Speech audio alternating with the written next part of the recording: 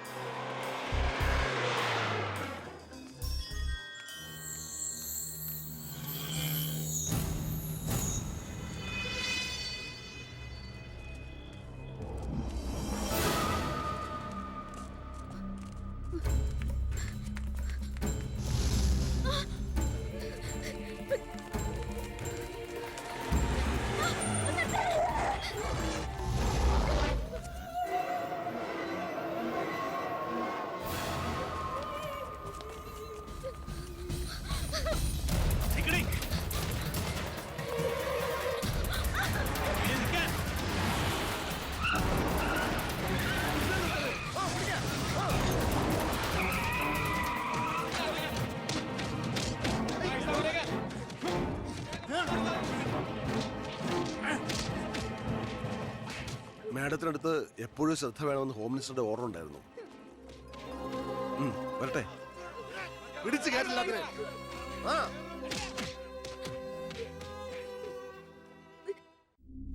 ആ ഗുണ്ടകളെല്ലാം മണിക്കൂറുകൾക്കുള്ളിൽ ജാമ്യത്തിറങ്ങി പോയി സർ. അവർക്ക് വേണ്ടി ക്യൂ നിൽക്കുകയാണ് ആവശ്യക്കാർ. ഈ നാട്ടിൽ ഇടത്തരക്കാരും പാവങ്ങളും ഒക്കെ ഗുണ്ടകളെ കൊണ്ട് പൊറുതി മുട്ടിയിരിക്കുകയാണ് സർ. കഴിഞ്ഞ കുറേ വർഷങ്ങളായി ഇവിടെ നടന്ന 90% കൊലപാതകങ്ങൾക്കും ആത്മഹത്യകൾക്കും പിന്നിൽ ഗുണ്ടകളും അവർക്ക് പുറകിലുള്ള തൽപര കക്ഷികളുമാണെന്ന് നിസ്സംശയം പറയാം സർ. കഴിഞ്ഞ 5 വർഷത്തിനുള്ളിൽ ഇവിടെ ഉണ്ടായിട്ടുള്ള സർവ്വ ഗുണ്ടാ വിളയാട്ടങ്ങളുടെയും അക്രമങ്ങളുടെയും സത്യസന്ധമായ കേസ് ഹിസ്റ്ററി എനിക്കുടനെ വേണം, വിത്ത് ഇമ്മീഡിയറ്റ് എഫക്ട്. സാർ, ഈ ഫയലുകളൊക്കെ ഒന്ന് പഠിക്കണം. കഴിഞ്ഞ 5 വർഷത്തിനിടയ്ക്ക് കേരളത്തിലുണ്ടായിട്ടുള്ള ഞെട്ടിക്കുന്ന അക്രമങ്ങളുടെ സത്യസന്ധമായ ഡീറ്റെയിൽസ് ആണിത്. 300-ലേറെ കൊലപാതകങ്ങൾ, 2000-ലേറെ ആത്മഹത്യകൾ, 3000-ലേറെ ആത്മഹത്യാ ശ്രമങ്ങൾ, അക്രമങ്ങളിൽ അംഗമംഗം വന്നവർ 6000-ലേറെ. എന്നിട്ടോ ബന്ധപ്പെട്ട കേസുകളിൽ ശിക്ഷിക്കപ്പെട്ടത് വെറും 12 പേർ. വ്യക്തമായ തെളിവുകളോ സാക്ഷിമൊഴികളോ ഇല്ലാതെ രക്ഷപ്പെട്ടവർ 650-ലേറെ. ഇനിയും പോലീസിന് കണ്ടുപിടിക്കാൻ പറ്റാത്ത കേസുകൾ 100-ലേറെ. ഇതൊക്കെ ആ അവറാച്ചനും അതിനു മുമ്പ് പ്രതിപക്ഷവും ഭരിച്ചിരുന്നപ്പോഴാ. സാർ, മറ്റുള്ളവരുടെ മേൽ പഴിചാരി രക്ഷപ്പെടാനുള്ള തന്ത്രമല്ല ഇപ്പോൾ ആവശ്യം. ഞാനിപ്പോ എന്താ ചെയ്യണ്ടേ? ഇതൊക്കെ അന്വേഷിക്കേണ്ട ചുമതല പോലീസിനല്ലേ? സമയമുണ്ടെങ്കിൽ താൻ തന്നെ പോലീസിനെ കൊണ്ട് അന്വേഷിപ്പിക്കടോ. താങ്ക് യു സാർ, ഈ പെർമിഷൻ മാത്രം മതി. നിക്ക്, ഞാനൊരു ആവേശത്തിന് പറഞ്ഞു വെച്ച് എന്താ തന്റെ ഉദ്ദേശം? സാർ, ഞാൻ പറഞ്ഞില്ലേ ഈ അക്രമങ്ങളുടെ എല്ലാം പിന്നിൽ ഗുണ്ടകളാണെന്ന്. അതൊക്കെ ആർക്കും അറിയാൻ പാടില്ലാത്തത്. എങ്കിൽ പിന്നെ ഈ ഗുണ്ടാവിളാട്ടം നമുക്ക് അങ്ങ് അവസാനിപ്പിച്ചൂടെ സാർ? ഈ നാട് നന്നാവണമെങ്കിൽ, ജനങ്ങൾക്ക് പേടി കൂടാതെ ജീവിക്കണമെങ്കിൽ കേരളത്തിൽ അടിയന്തരമായി ഗുണ്ട ആക്ട് നടപ്പാക്കിയേ പറ്റൂ. അതെ സാർ, നമ്മുടെ അയൽ സംസ്ഥാനത്തെ മുഖ്യമന്ത്രി ആക്ട് നടപ്പാക്കിയില്ലേ? എടോ, അവരൊരു സ്ത്രീയാ, അവർക്ക് എന്തു ആകാം. അവരെ തൊട്ടാൽ പീഡനം, സ്ത്രീ പീഡനം. എന്നെ തട്ടിയാ എന്റെ കുടുംബത്തിന് പോയി. സാർ, സാറിന് ഒരു പോറൽ പോലും സംഭവിക്കില്ല. ഇതിപ്പോ പോറലല്ലോ, ഓട്ടയല്ലേ വീഴാൻ പോണത്. ഓട്ട ഈ വെടിയുണ്ടിയും കത്തിയൊക്കെ കയറുമ്പോണ്ടാവണം ഓട്ട. സാർ, ഞാൻ പറയുന്ന താൻ എന്ത് പറഞ്ഞാലും ഞാൻ സമ്മതിക്കില്ല. ഇതൊക്കെ തനിക്ക് മുൻപരിചയം ഇല്ലാത്തോണ്ട് തോന്നുന്നു മണ്ടത്തരാ. എങ്കിൽ പിന്നെ സാർ ഒരു കാര്യം ചെയ്യും, മുൻപരിച്ചുള്ള ആരെങ്കിലും വെച്ച സാർ അങ്ങോട്ട് ഭരിച്ചോ. ഞാൻ രാജിവെക്കാൻ പോവാ. നീ എനിക്ക് ഹാർട്ട് അറ്റാക്ക് ഉണ്ടാക്കുന്ന വർത്താനം പറയരുത്. നീ രാജിവെച്ച് പോയാ എന്റെ മന്ത്രിസഭ മൂക്കൂത്തി വീഴില്ലേ? എങ്കിൽ എന്റെ വഴിക്ക് വരേണ്ടി വരും. നീ പറയണേല് കാര്യമുണ്ടെന്ന് എനിക്കറിയാം, പക്ഷെ നിനക്കൊരു കാര്യം അറിയില്ല. ഇവിടുത്തെ എല്ലാ രാഷ്ട്രീയ പാർട്ടികളുടെയും നിത്യോപയോഗ സാധനങ്ങളിൽ ഒന്നാണ് ഈ ഗുണ്ടകൾ. അതുകൊണ്ട് ഭരണകക്ഷിയും പ്രതിപക്ഷവും ഇതിന് സമ്മതിക്കില്ല. ഈ ബില്ല് നിയമസഭയിൽ പാസ്സാവൂല. അറിയാം സാർ, ആദ്യം നമുക്ക് മന്ത്രിസഭ കൂടി തീരുമാനിക്കാം. ഗവർണറെ കൊണ്ട് സ്പെഷ്യൽ ഓർഡിനൻസ് പുറപ്പെടുവിച്ച് ഈ ഗുണ്ട ആക്ട് നടപ്പിലാക്കാം. എന്നിട്ട് 6 മാസത്തിനുള്ളിൽ നമുക്ക് നിയമസഭയിൽ പാസ്സാക്കിയെടുത്താൽ മതി. ആ 6 മാസം മതി എനിക്ക് കേരളത്തിലെ സർവ്വ ഗുണ്ടായുസം തുടച്ചു നീക്കാൻ. Thank you sir. എനിക്ക് വേണം.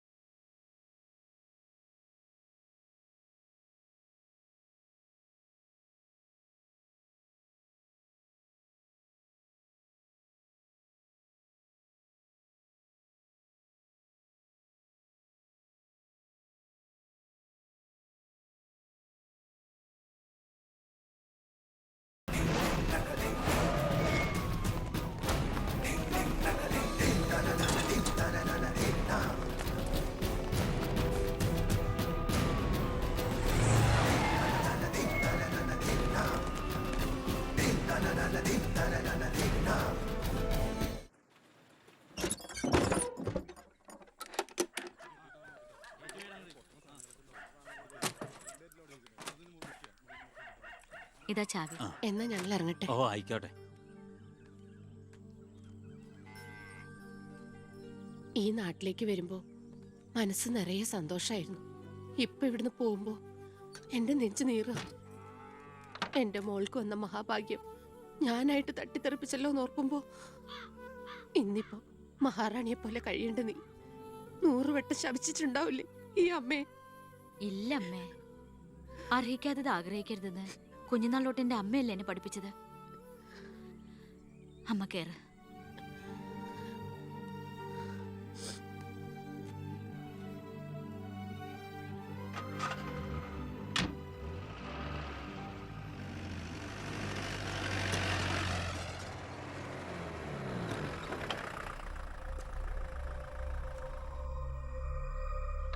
നിർത്ത് വണ്ടി എടുക്കല്ലേ.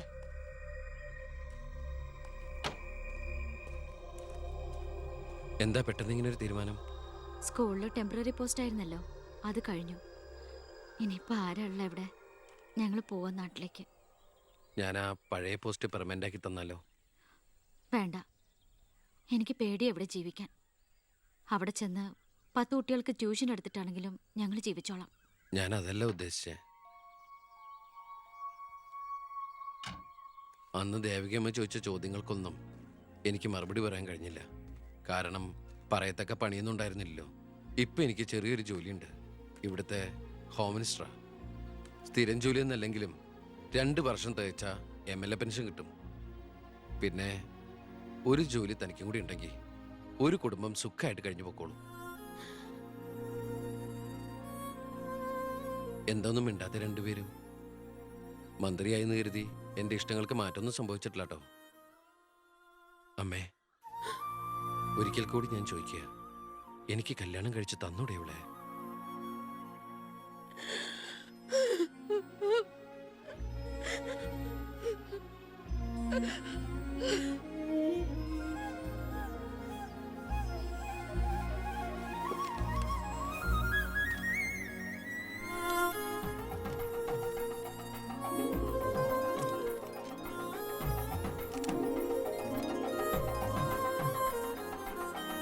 ആരാ സാക്ഷികൾ? ഒരു സാക്ഷിയുണ്ടേ, ഒന്ന് മറക്കേ സാറേ. ജോസഫ് വർക്കി, കുണ്ടാലി തെക്കേതിൽ, ചിറ്റാരിക്കര. ഈ ധന്യ മുഹൂർത്തത്തിന് സാക്ഷിയാകാൻ ഒരവസരം എനിക്ക് തരണം. ദാ ഇവിടെ. അങ്ങോട്ട് മാറി നിൽക്കണോ? മാറിയിക്കാൻ പറഞ്ഞപ്പോ ഓക്കെ. തട്ടിപ്പും വെട്ടിപ്പും ഒക്കെ നിർത്തി ഇനിയുള്ള കാലം ഒരു നല്ല മനുഷ്യനായിട്ട് ജീവിക്കണമെന്നാണ് എൻ്റെ ആഗ്രഹം. നല്ലതാ. മന്ത്രിയോടൊപ്പം നടന്നില്ലെങ്കിൽ വീട്ടിലും നാട്ടിലും ഒരു പട്ടിയുടെ വില പോലും എനിക്ക് കിട്ടില്ല. എന്നെ കൈവെടിയരുത്. ഞാനൊന്ന് ആലോചിക്കട്ടെ. എന്താ ഈ പത്രക്കാരും പോലീസുകാരും കാണിക്കുന്നത്? മന്ത്രി വൈഫ് ഒന്ന് പുറത്തേക്ക് ഇറങ്ങിക്കോട്ടെ. ഇന്നത്തെ കൊരകന്റെ പൂമാല കിട്ടിയ പോലെ തിരക്ക് ഉണ്ടാക്കണ എന്താന്നാ ഞാൻ ഉദ്ദേശിച്ചേ.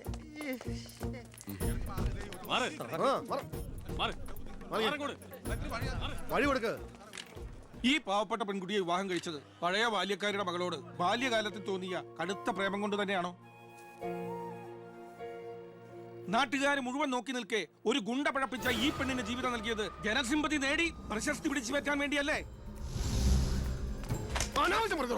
വിട് സാറേ. ഹേയ്, പത്രക്കാരോട് ഇങ്ങനെയൊക്കെയാണോ? അതിനുള്ള മറുപടിയൊക്കെ ഞാൻ പറഞ്ഞോളാം. അനന്തുമാർ വാ. കളി എന്നോടോ? തന്നെ പോലുള്ള മഞ്ഞപ്പത്രക്കാർക്ക് എന്തു എഴുതി പിടിപ്പിക്കാം. സ്വന്തം കൂടപ്പിറപ്പുകളുടെ കിടപ്ര കഥകൾ വരെ.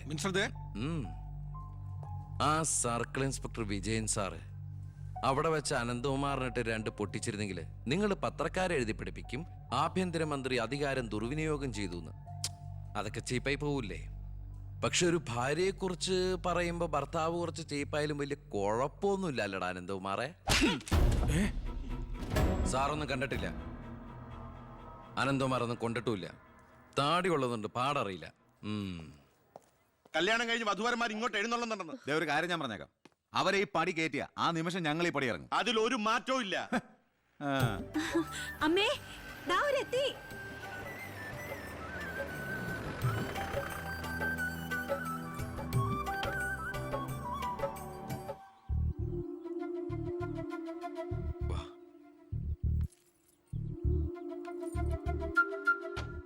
IAS IPS കയറി വന്ന ഈ വീട്ടിലേക്ക് ഇവിടുത്തെ വാലിക്കാരിയുടെ മോളെ കെട്ടിക്കൊണ്ട് കയറി വരാൻ നാണമില്ലടാ നിനക്ക്? ഈ കെട്ടിലമ്മേ മന്ത്രിമന്ദിരത്തിലേക്ക് കെട്ടി എഴുന്നള്ളിക്കാൻ വരുന്നില്ലേ? അതെ, അത് തന്നെയാണ് ഉദ്ദേശം. ആഭ്യന്തരമന്ത്രിയുടെ ഭാര്യ മന്ത്രിമന്ദിരത്തിൽ തന്നെയാ താമസിക്കേണ്ടത്. അല്ലാതെ അച്ചുവീട്ടിൽ അട്ടിപ്പേറ് കിടക്കുന്ന ഭർത്താക്കന്മാരുള്ള സ്ഥലത്ത് ഞങ്ങൾ താമസിക്കുമെന്ന് കരുതിയോ? ഇപ്പൊ ഞങ്ങളിവിടെ വന്നത് എന്നെ സ്നേഹിക്കുന്ന എന്റെ അമ്മയുടെ അനുഗ്രഹം വാങ്ങിക്കാനാ. വാ മോളെ, വലതുകാല് വെച്ച് ഐശ്വര്യമായിട്ട് കയറി വാ. ആ പടി ഔട്ടി പോരുത്.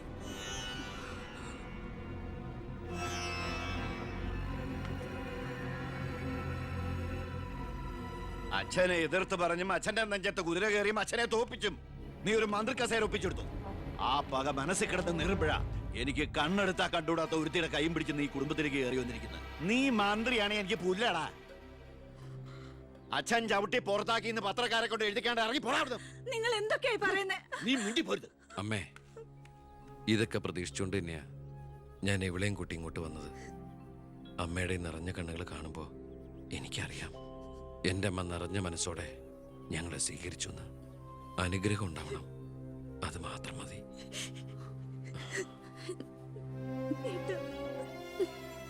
വാ.